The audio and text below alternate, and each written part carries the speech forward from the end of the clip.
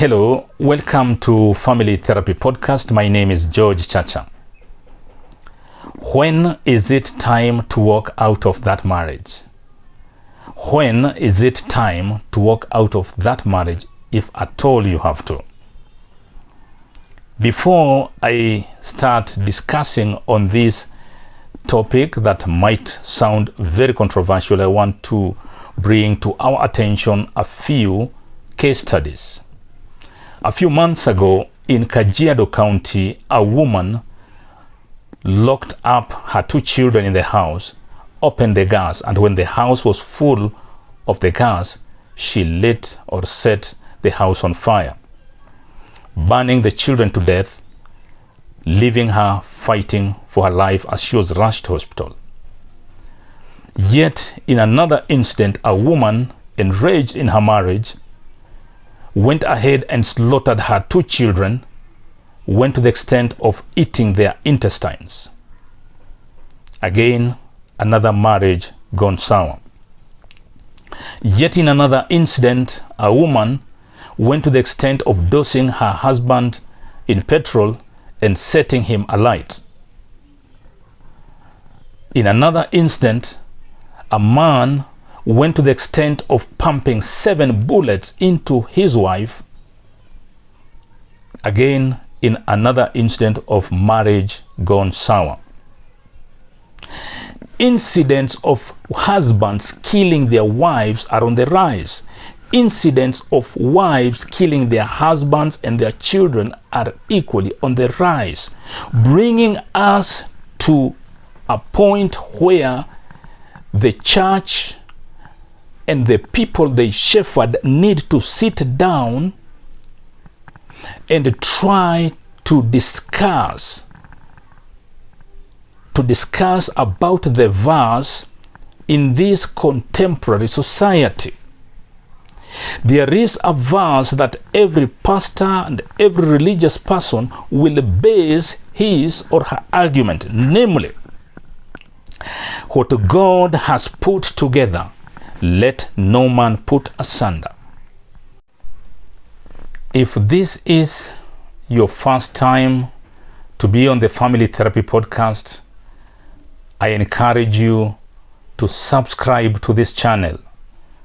2, click the bell so that you may always get update of any available new episode. 3, click the like button. Give me the strength. Give me the push. Give me the reason, because then I get to know that I'm talking to people. This verse was spoken more than 2,000 years ago. 2,000 years ago, there was possibly maybe no petrol.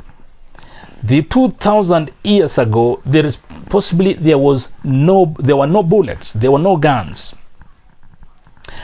2,000 years ago, the lifestyle of the people then was very different from the lifestyle of the people now. Begging for churches and religious leaders to sit down and try to interpret this verse in line with their contemporary living. Viewers, we will have failed as parents when we see that the marriage of our children is not going as it should, and we try to hide or try to draw strength and hope from a verse that possibly may not apply in the given marriage. The level of violence that is meted on partners is on the increase. The lifestyle is different. I will be failing as a father if I will allow my daughter to continue going through an abusive marriage. I will be failing as a religious leader when I allow the sheep of my flock to end up being burned, to end up being shot dead. As a pastor, we have moral responsibilities to safeguard the flocks that we shepherd. Wisdom, knowledge, and divine interpretation has been bestowed on the church leaders. And we must not try to kind of Mackenzie-lize the lifestyle. We try to kind of Paul Mackenzie-lize our teachings. We should try to interpret this verse as per the prevailing conditions or circumstances. In a marriage characterized by violence, and when I'm talking about violence, I'm talking of gross violence, where a woman or a husband is attacked by crude weapons. It could be attacked either even with knives, name them. I'm talking of violence where even possible poisoning of a partner has been experienced. While I don't dispute miracles and I believe in the miracles of the Almighty God, while I do not dispute about the power of the saving power of the Almighty God, but I believe that God has given every man intelligence, wisdom, and the ability to make choice about the kind of life that we should live. We may have made a mistake at the onset. We may have made a mistake during our courtship. We failed to see, we failed to detect the red signals, the red flags that were flashing during our courtship, and we thought, we sailed on hope, even on prayer, that, oh God, may you transform this man, may you transform this woman.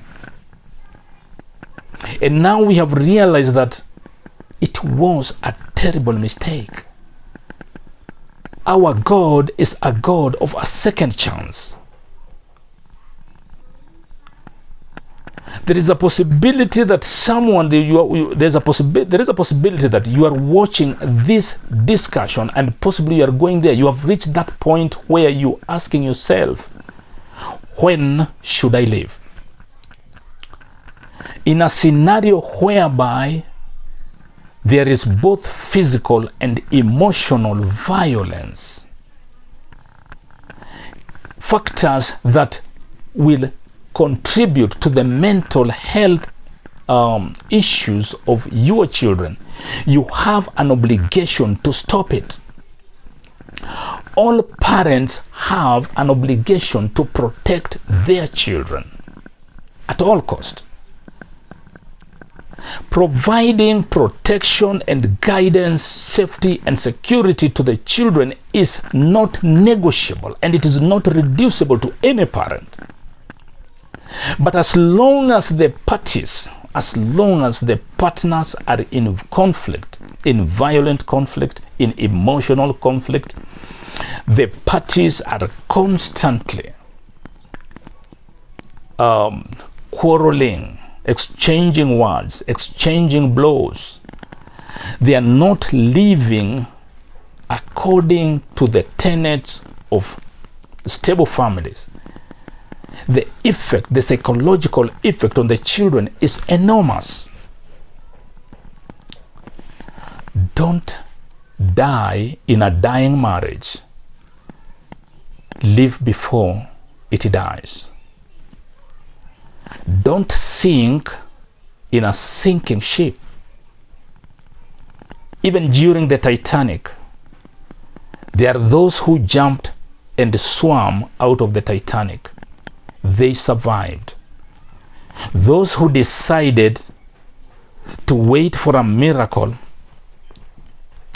perished to eternity. I repeat, do not agree to die in a dying marriage. And this brings me to that point where I ask the viewers, and often, like I have always said, what should be the exit strategy? You found yourself in a violent marriage, a marriage where you have not felt respected, loved, appreciated in any way whatsoever. Marriage where you are no more than a domestic slave. A marriage where you are no more than a figurehead. It could be a man, of course, it could be a woman. Don't turn it violent. Do not turn it physical. The two of you need to sit down together with the children, assuming they are grown up, possibly maybe above 14 years old. Let them be involved, and in a very sober mood, call the family meeting to attention.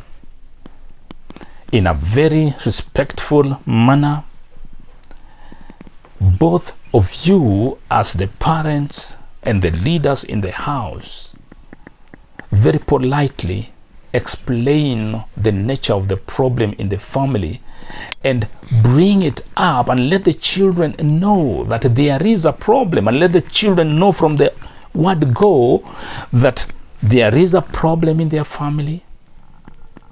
And despite that, tell them that their family is not an exception, that there are so many other families going through the same family conflict. There's so many other families out there that are experiencing similar and even maybe worse conflict.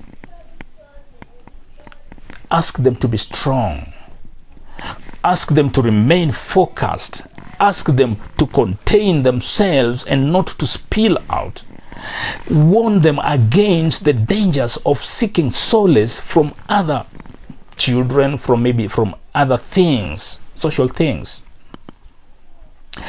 Give them the picture of the family, but in a very sober way, without exaggerating, without portraying the other parent as the aggressor, as the cause, as the devil.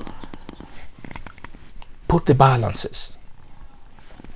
Friend, the time for you to walk out of an unbinding marriage very much depends on you. It is not your pastor, it is not your parents, it is not your friends who should come to tell you as to whether it is time to leave. Evaluate the factors at hand. Evaluate the issues at hand. List down all the advantages and disadvantages of staying in the marriage. List down all the advantages and disadvantages of leaving the marriage. Make your decision from these 2 sheets of paper. Your decision should not be a reaction, but a decision based on facts that you have sat down, you have listed every component that you feel is pertinent and critical in this relationship, so that again you do not end up jumping from the frying pan into the fire. It is very important when we are going through these challenges that we consider. Once again, viewer, I want to thank you for watching and call on you to subscribe to this channel so that you become part of this debate, that you become part of the instructors on this platform. I further ask you to click the bell so that with every moment there is a new episode coming on, that you are aware of the new episode, and click the like buttons. And then you do these things, they give me strength, they give me the courage even the encouragement to go on. Otherwise, thank you so much. And if you have really liked the show, share it with others. I know families are going through enormous challenges, and I also want to speak this with a lot of sensitivity, because I know very likely it is a controversial episode where religious leaders might feel like this is a call to breaking up marriages, yet for me it is a call to saving lives. Abortion is sinful and prohibited in the Bible. Yet when the life of the mother is in danger, and the only way to save the life of the mother is by terminating the pregnancy, then there becomes a moral justification to save the life of the mother. I am only saying this because I want to save the lives of the partners in marriage. I'm more concerned with the people who live to fight the next battle. A journalist friend of mine from Mount Kenya once told me when I served in the military, a good soldier is one who fights the next battle. Don't die today. Live for your children for tomorrow. Don't allow yourself to die. Discuss amicably the best way to co-parent. I think we come to that point whereby co-parenting may be the only or the best option. It comes to that point whereby we have to make painful but necessary decision. Do not die with a dying marriage. Do not sink with a sinking Titanic. Jump, swim. You might be lucky to get a plank onto which you will hang and be pushed to the shore. Others, thank you, and God bless you. Be active. Just be involved. Inbox me, and let's talk, and let's keep this dialogue going. Thank you.